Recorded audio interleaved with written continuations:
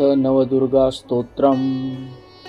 वन्दे वाञ्छितलाभाय चन्द्रार्धकृतशेखरां वृषारूढां शूलधरां शैलपुत्रीं यशस्विनीं दधानां करपद्माभ्यामक्षमालाकमण्डलू देवी प्रसादितु मयि ब्रह्मचारिण्यनुत्तमा पिण्डजप्रवरारूढा चण्डकोपास्त्रकैर्युता प्रसादं तनुते मह्यं चन्द्रघण्टेति विश्रुता सुरासम्पूर्णकलशं रुधिराप्लुतमेव च दधानां हस्तपद्माभ्यां कूष्माण्डाशुभदास्तु मे सिंहासनगता नित्यं पद्माश्रितकरद्वया शुभदास्तु सदा देवी स्कन्दमाता यशस्विनी चन्द्रहासोज्ज्वलकरा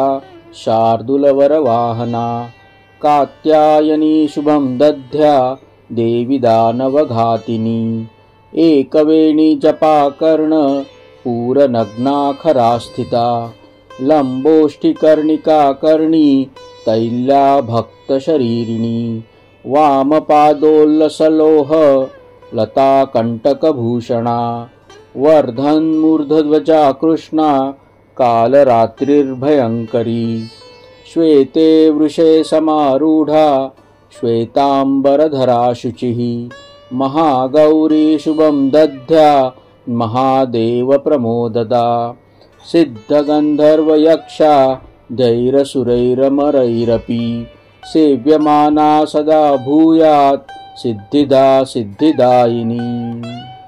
इति श्री नवदुर्गा स्तोत्रम्।